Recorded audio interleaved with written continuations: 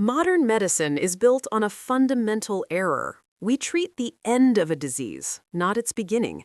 We look at the wreckage rather than the engine failure. Today, we deconstruct the temporal architecture of neurodegeneration to understand why we've been looking in the wrong place for decades. The central nervous system operates on a razor's edge of energy consumption. It requires exquisite temporal coordination between neurons and their support networks. While historic models focus on anatomy, real disease is actually a failure of time and maintenance. We have long defined diseases like Alzheimer's by what we see at autopsy, amyloid beta plaques and tau tangles, but these are tombstones. They mark the site where a neuron has already died. They are the aftermath, not the assassin. We must rebuild our understanding from the ground up. Cell death is not the start of the cascade, it is the final event. Between the homeostatic start and the clinical plaque, there is a massive distance involving synaptic starvation and glial exhaustion. By the time symptoms appear, an invisible war has been raging for years. The biological pathology begins in the preclinical phase, long before a patient reaches mild cognitive impairment or dementia. Inside the cell, the endosomal lysosomal autophagy, or ELA, network serves as the waste management system. When lysosomal pH rises, the cell loses the ability to digest its own waste. The trash accumulates inside the cell long before it ever spills out.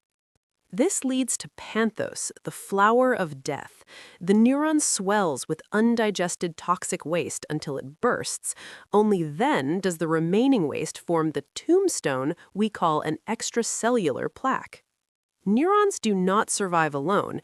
They rely on a glial consortium.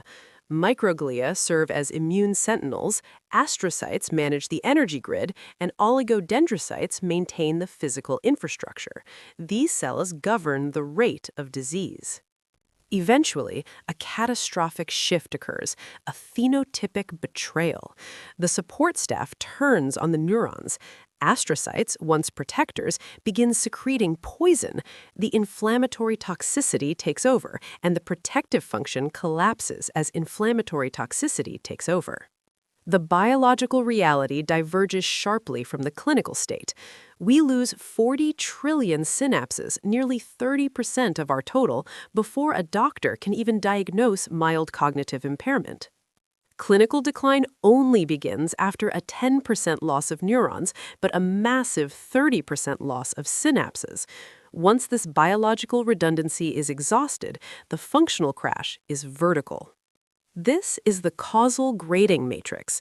We spend billions trying to save the terminal victims, the neurons, yet we continue to ignore the primary initiators, the synapses and microglia at the top of the pyramid. In Parkinson's, the disease starts at the fingertips of the neuron.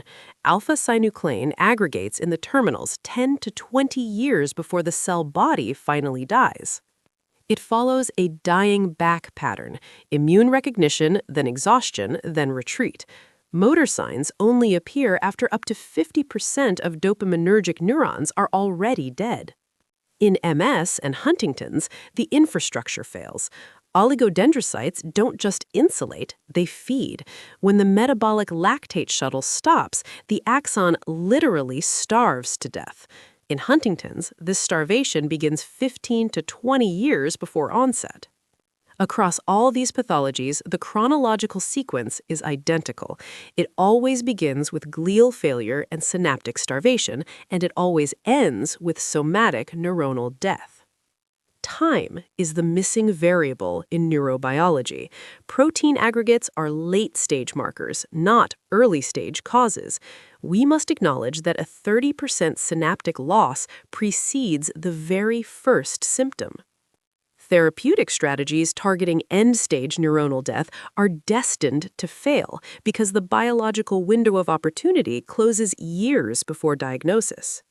The future of medicine is not in clearing tombstones.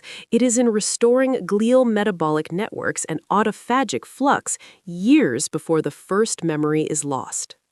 To save the mind, we must treat the timeline, not the tombstone.